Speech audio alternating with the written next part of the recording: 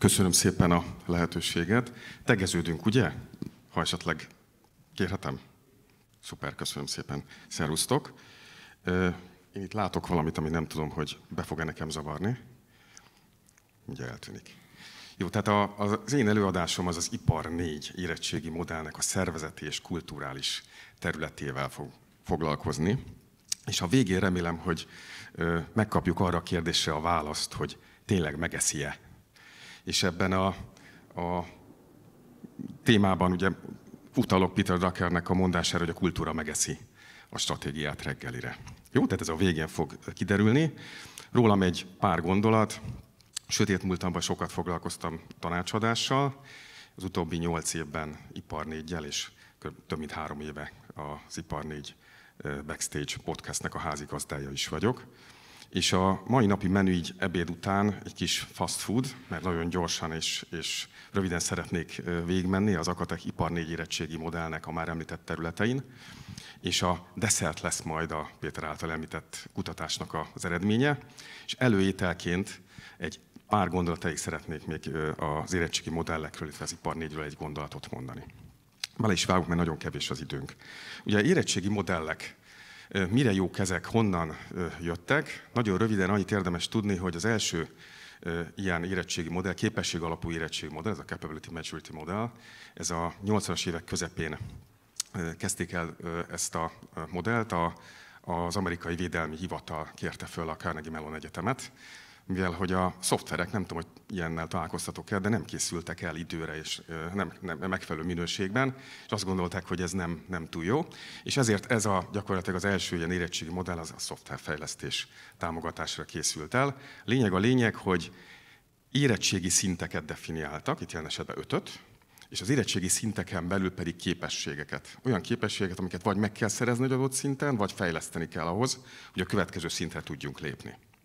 Jó? Tehát ez az egyik fontos üzenete ennek.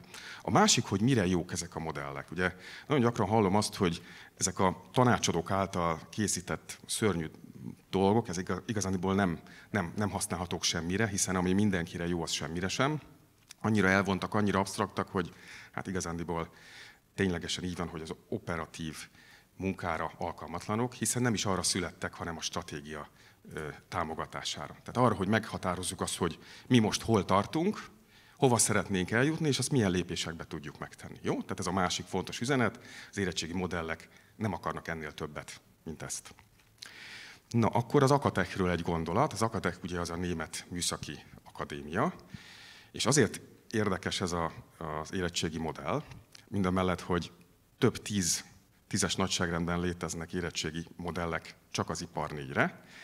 Én is elkezdtem készíteni egyet, de aztán hál' Istennek nem szaporítottam ezeknek a számát, mert megtaláltam az Akatechét.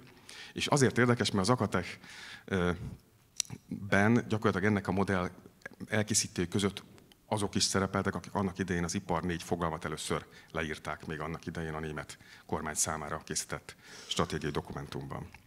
Tehát ez is, mint minden érettségi modell, rendesen definiál szinteket. Az időhiányban erre most nem fogok kitérni, de van 6 különböző szintünk. Viszont a fontos üzenet, amit minden alkalommal igyekszek elmondani, hogy az Ipar 4 az nem gyártás. Az Ipar 4 ez egy teljes vállalatot átívelő filozófia, menedzsment filozófia, a teljes értékláncot a termékfejlesztéstől egészen az értékesítésig. Azért mondom ezt, mert lesznek majd olyan képességek, ahol ez fontos lesz.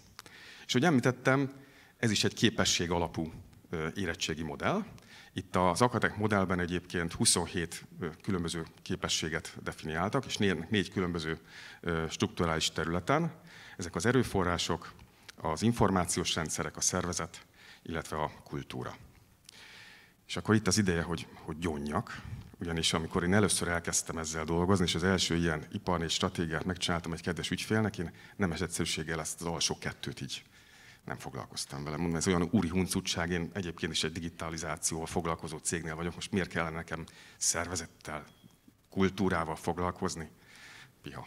Na, de majd a végén azért elmondom, hogy ezért lehet, hogy azért érdemes ezzel foglalkozni, de akkor nézzük meg röviden, és tényleg csak röviden, hogy mik ezek, kapjatok egy kis insightot, hogy mik ezek a képességek. Akkor nézzük ezt a szervezeti struktúrát. Minden ilyen területen a modell két alapelv köré szervezi ezeket a képességeket. Az első ez az organikus szervezet, ugye ez a belső, tehát a szervezeten belüli képességek. Az organikus szervezet egyébként, most nincs elég idő, de az a mechanisztikus szervezetnek az ellentéte. És a másik pedig az, ami a szervezeten kívüli kapcsolatokat írja le, de majd ezekben picit részletesebben is fogok beszélni. Igen, rugalmas közösségek. Alapvetően a környezeti változásokra való rugalmas reakció, köré van egyébként az egész ipar 4 érettségi modell kialakítva, tehát ez a mögöttes szándéka az egész ipar 4-nek, hogy a körülöttünk zajló eseményekre gyorsan, hatékonyan tudjunk reagálni, de hiába a rendszerek, hiába a különböző technológia, hogy a szervezet maga nem képes erre reagálni. Ennek egyik eszköze az, hogy képes legyen a szervezet ilyen rugalmas csapatokat összeállítani. Ez lehet projektcsapat, lehet lean csapat. Van egy probléma, összeáll és csinálják. A következő az a döntési jogok kezelése. Itt is, és egyébként máshol is még majd mondhatnám azt, hogy az egyensúly megtalálása nagyon fontos. Ugye itt a centralizált és a decentralizált döntéshozatal dilemmája. Ugye centrálisan hozok döntéseket, akkor az biztos, hogy egy irányba fognak mutatni stratégiailag, csak mire följut az információ, meg mire visszajut a döntés, nagyon sok idő elmegy. Decentralizált döntésekkel meg az a baj, hogy ugyan lehet, hogy rendelkezésre állnak információk, de nagyon nagy az esély annak, hogy esetleg egy lokális optimumra való törekvés történik. Tehát ezért mondja azt a modell, hogy az információtechnológiával, illetve különböző ilyen stratégiai célkütőzési rendszerekkel lehet ezt segíteni. Motivációs célrendszer, erről végképp nem szeretnék sokat beszélni. Egy fontos megjegyzés, hogy ne térjen ki ez a hibázás szankcionálására, ezt majd a kultúra kapcsán még majd emlegetni fogom. És végül az agilis menedzsment, ahogy említettem már, az egész modell az agilis kultúra köré szerveződik. Szoftverfejlesztésben, illetve különböző szolgáltatói iparágakban van már bő 10 éve egy hype környékén. Nagyon izgalmas, hogy ez igazándiból mit keres a gyár kapun belül. Na most megint meg kell találni az egyensúlyt, hogy hol van értelme és hol nem, de amit látszik, és egyértelmű, hogy a termékfejlesztés és az innovációnál abszolút. Tehát ezeken a területeken nyugodtan használjuk ezeket. Ugye eddig beszéltünk a szervezeten belüli képességekről, most a szervezeten kívüli képességek, és nekem ez egyik kedvencem, ez az összpontosítás az ügyfél előnyökre, erről egy picit többet mesélnék. Itt ez alapvetően két fontos dologról szól. Az egyik az, hogy legyünk azzal tisztában, hogy mi mire vagyunk képesek, mik azok a speciális kompetenciáink, amiket megkülönböztetnek. A másik az, hogy az ügyfélnek vajon mire van valójában szüksége. És az SKF-nek a példáját, gondolom, hogy nincs itt senki az SKF-ről, nyugodtan mesélhetem a történetét.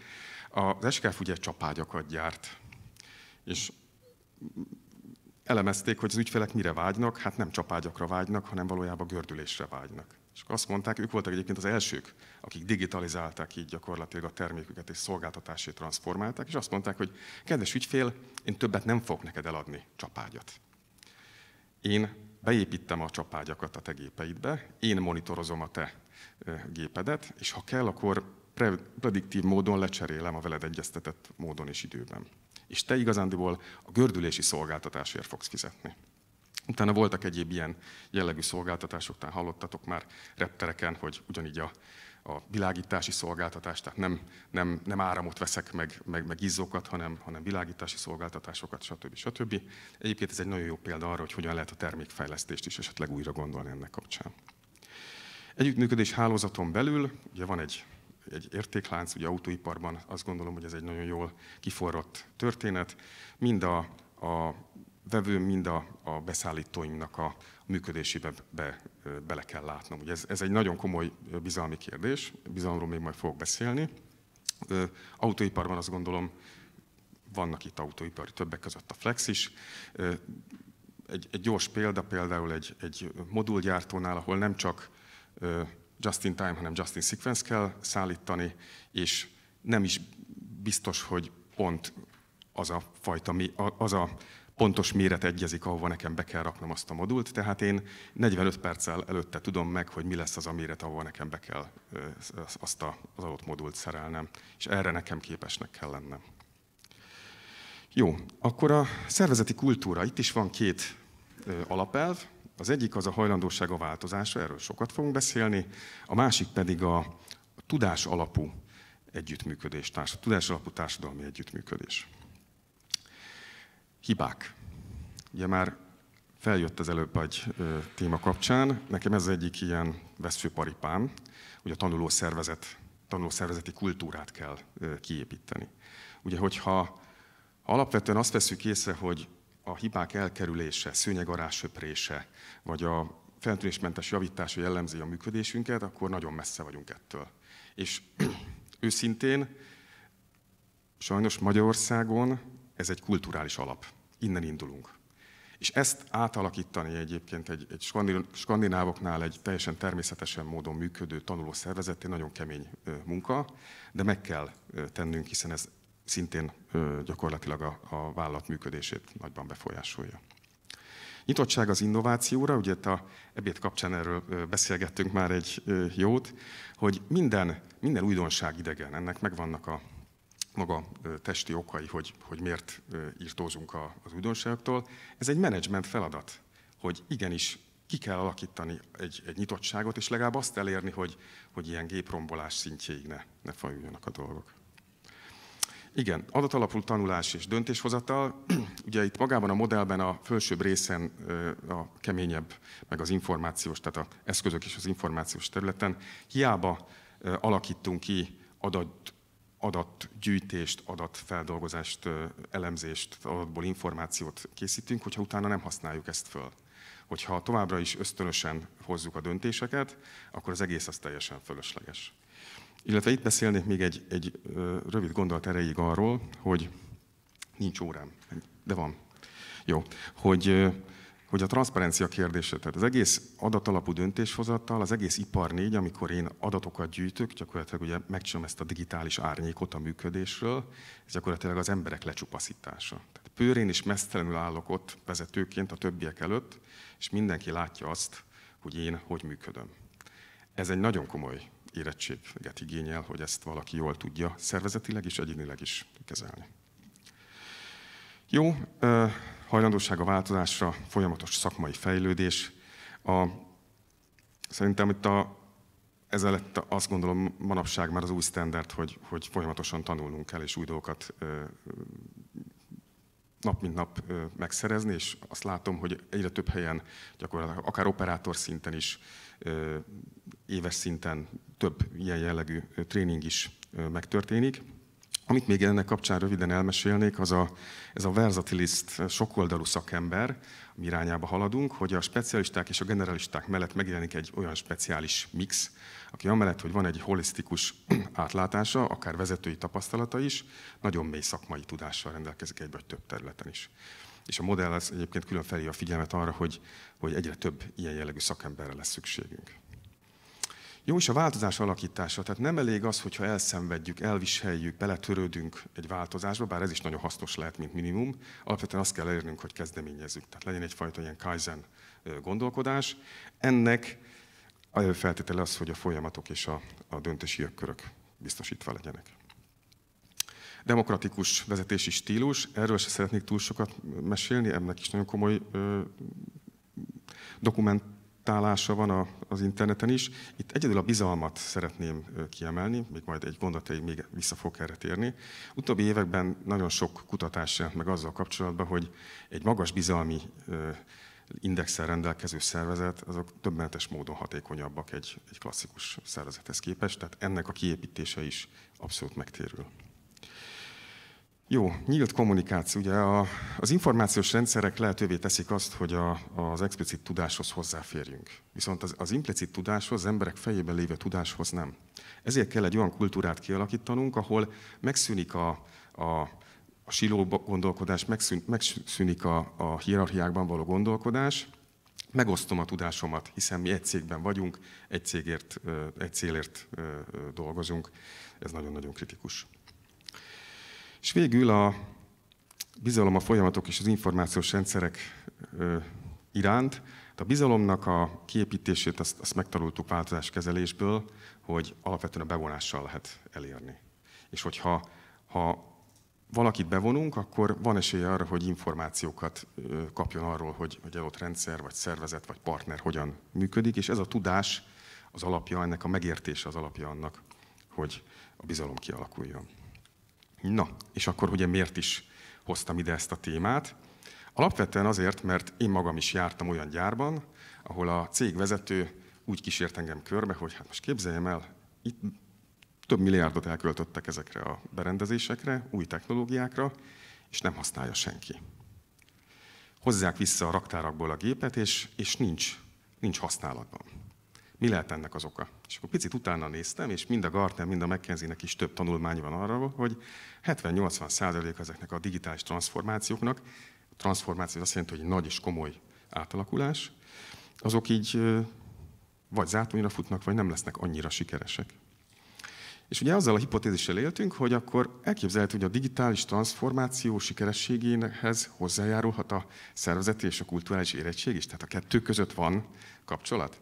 Ezért márciusban elkezdtünk a már említett Akate-Hipani érettségi modell alapján egy kérdőívet készíteni, ki is küldtük elég sok helyre. Ha még van kedvetek, megköszönjük, hogyha ti is kitöltitek. 32 darab kérdés, anonim, aki akarja, opcionálisan berakhatja az e-mail címét, és csak neki elküldjük a saját cégével vonatkozó eredményeket.